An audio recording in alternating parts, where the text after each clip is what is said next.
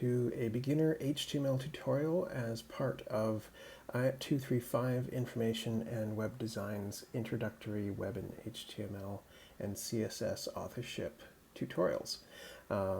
This was originally created for Simon Fraser University in Vancouver, BC. If you are part of the course, of course, hello, you finally got this available to you. And if you're finding us on YouTube from somewhere elsewhere, welcome.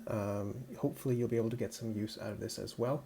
The goal of this is to introduce you to some early sort of file and naming conventions with making HTML pages, as well as an introduction to actually building your initial sort of default file, as well as any HTML pages and files that may come up after that.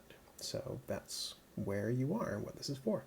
The first thing I want people to know is that when it comes to writing HTML and CSS and other files related to front-end web development and making a web page that's actually going to go up and exist out there in the world, life will be much easier for you if you maintain clear file structures and clear name conventions. The more organized you keep things, the better everything's going to work for you.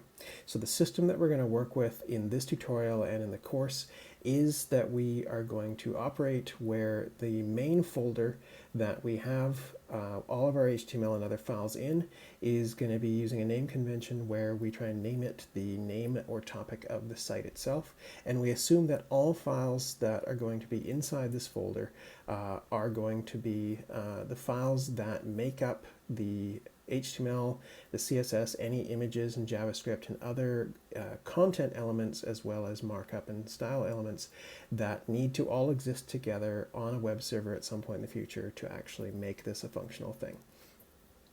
The specific naming conventions you use are up to you, but I would recommend using fairly descriptive naming conventions and making sure that whether you use dashes, underscores, camel case, or otherwise, you don't put spaces in file names, directory names, or the site directory name, because all of those things will end up causing confusion for a web server that is trying to interpret this and navigate you to it in the future. And so if you get used to the idea of not using those spaces in your file names and other naming conventions now, you're going to make life easier for yourself as you go forward. So it's the main thing to look at here in terms of what we have is, in addition to the site name, assume that in this organization system, any HTML files that will be making up individual pages of your website should all be in the main directory, which is that they are contained inside the top level directory that we've given the name of the site. Inside that top level directory, we also have a series of other folders that are directories that are going to hold all of our elements that are not the HTML pages. In order to keep the HTML all in one place, and then the CSS all in one place, and the images all in one place, and JavaScript. The reason why the HTML is kept outside and the CSS and other things are kept somewhere inside is typically what's going to happen is your HTML files are going to have instructions written inside them referring them to other files, so that if an image shows up in your web page, the index.html file is going to have a link to this folder. And you'll be able to consistently reach that folder well if that stuff is then squared away from the rest of this. And so that way we can keep our file naming and our file linking as clean and consistent as possible. So that's what this is going to look like.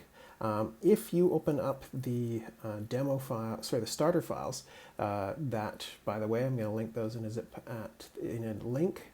I'm going to link the zip to that in a description at the bottom of this video, but so that you can access that and follow along, I'm going to show you what those files should look like. And what that's going to look like here is you should see this HTML-tutorial1 zip file, and if you unzip it, you'll have the file structure as I just showed you in the image. You'll see the folder, in this case named lecture-tutorial-01, so you notice again we're not putting spaces in our file names. And inside that you've already seen that I've got the file structure starting to get together. I've got an image directory with a bunch of images in it. I've got a CSS directory with nothing in it because we currently don't have any styling.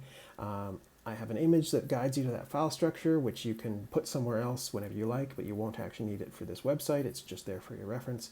And this LO1 original RTF has the text content that we are going to be placing into our HTML page when we get to that.